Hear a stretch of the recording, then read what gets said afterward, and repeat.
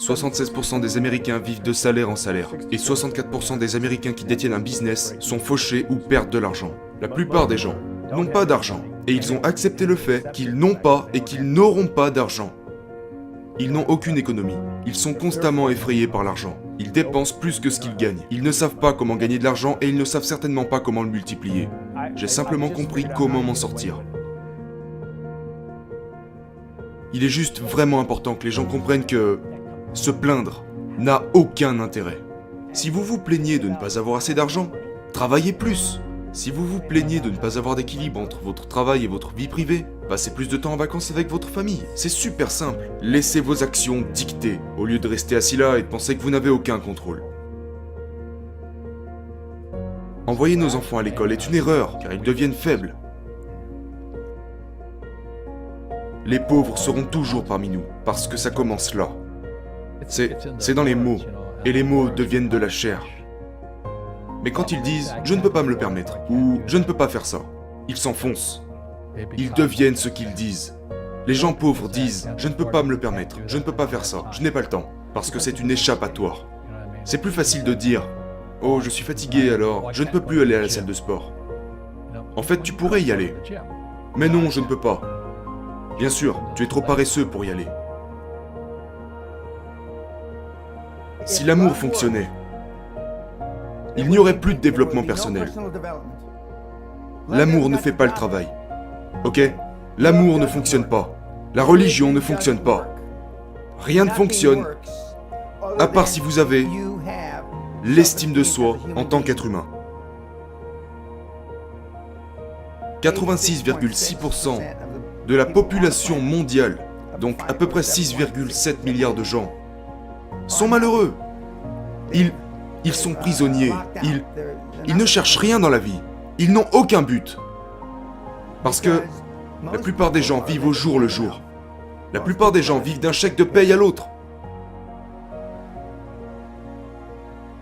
Lorsque vous essayez de simuler quelque chose et que vous avez une mauvaise intention, on vous détestera d'une manière ou d'une autre.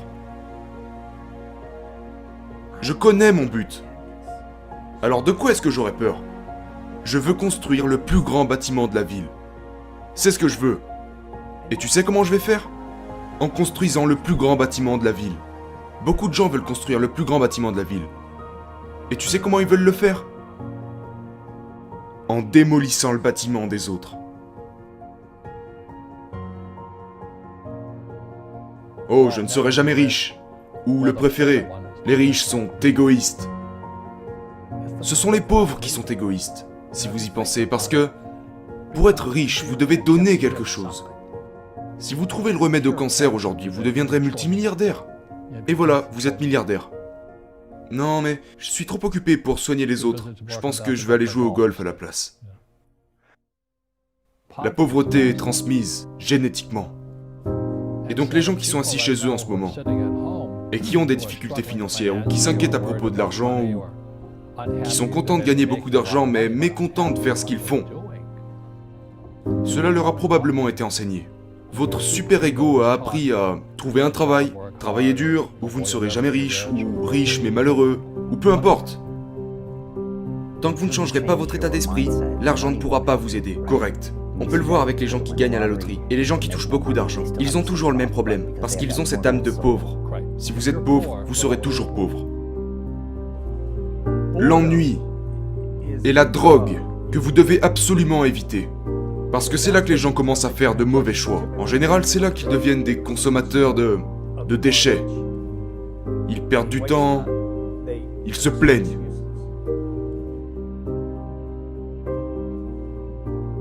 C'est vraiment dégoûtant que quelqu'un veuille tout sous-traiter. Il y a 168 heures dans une semaine. J'aimerais bien toutes les utiliser. Tu veux te salir les mains et faire les choses qui ne sont pas à ton échelle ? Totalement. Tu veux faire les choses que tu n'as pas envie de faire ? Absolument que je veux faire les choses que je n'ai pas envie de faire. J'entends ces gars qui disent « Je ne veux pas faire les trucs que je n'ai pas envie de faire. » Bordel, mais qui es-tu ? Qui s'occupe de toi alors ? T'es juste faible à ne pas vouloir faire les choses que tu n'as pas envie de faire. Je veux être le meilleur dans ce que je fais.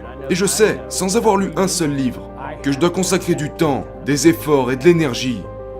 Et puis je dois taper des heures. Je dois être discipliné. Je ne pense pas que j'ai du talent. Je pense que j'ai tout simplement beaucoup plus travaillé.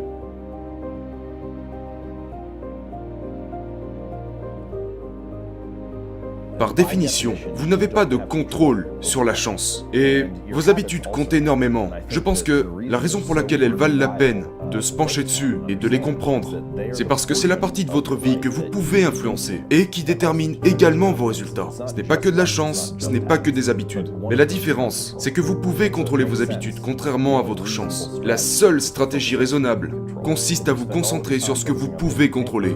Parce que si vous passez tout votre temps à vous concentrer sur des choses que vous ne pouvez pas contrôler, vous finirez simplement frustré.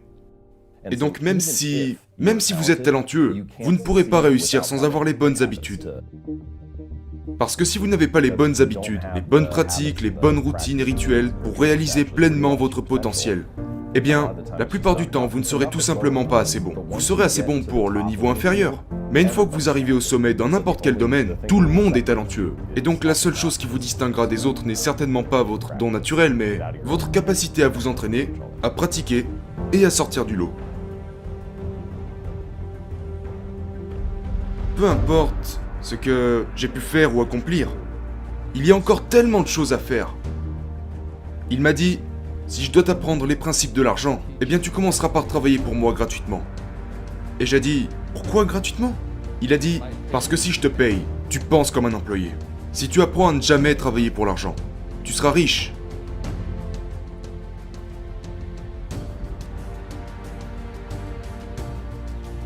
Si tu veux réussir dans la vie, tu dois trouver les bons professeurs. Notre système scolaire ne vous donnera jamais la vérité, parce que lui aussi a été créé par le système. Fausse monnaie, faux professeurs, fausses valeurs. C'est juste un scénario. Ils ne savent rien au sujet de l'argent. Et c'est ce qu'ils prétendent enseigner à nos enfants. Une question que je pose partout dans le monde, qu'est-ce que l'école vous apprend à propos de l'argent? Et la réponse est rien. Mais ce n'est pas une erreur. Ce n'est pas par accident. Et la plupart des gens ne sont pas au courant. Mais le moyen le plus facile de faire travailler dur les pauvres de la classe moyenne est de ne jamais leur apprendre ce que les riches ont appris. Notre système académique est tellement corrompu. Nous savons que le système bancaire est corrompu. Nous savons que la politique est corrompue, mais c'est la même chose dans les écoles. Un faux professeur est quelqu'un qui veut juste un emploi, et qui serait prêt à enseigner n'importe quoi. Vous savez, ils enseigneraient à cirer des chaussures si vous les payez plus.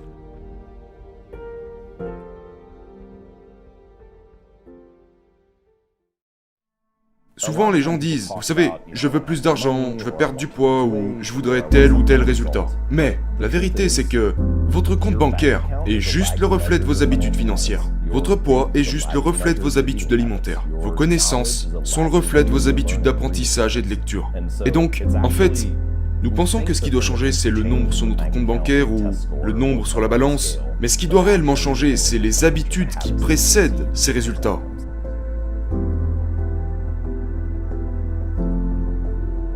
Nous craignons le fait d'avoir des objectifs, parce que si vous partagez votre but, même envers vous-même, vous avez l'impression que vous allez échouer. Donc, quand vous allez dans une boutique et que le vendeur vous dit « Est-ce que je peux vous aider ?» Vous répondez « Non, je ne faisais que regarder ». « Je ne faisais que regarder » est une déclaration sans but, et c'est ainsi que beaucoup de gens vivent leur vie. Parce que le système souhaiterait que vous n'ayez aucun but. Le système veut que vous fassiez votre travail, ayez une paye, achetez des trucs, les mettiez dans votre story, regardez la télé et recommencez. Aucun but. Et dès que nous commençons à avoir des buts, nous hésitons. Parce que, qui sommes-nous pour y arriver? On se sent comme des imposteurs quand nous avons des buts.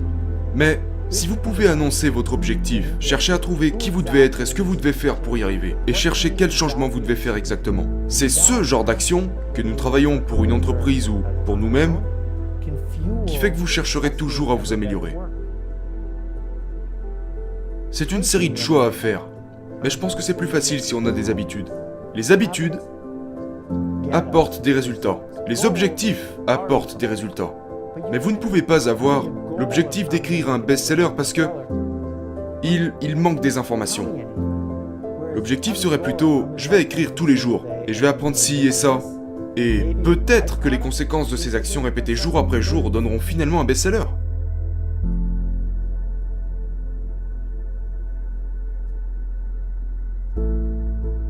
Donc je suis bien plus concentré sur les habitudes que je le suis sur des objectifs spécifiques sur lesquels je n'ai pas de contrôle.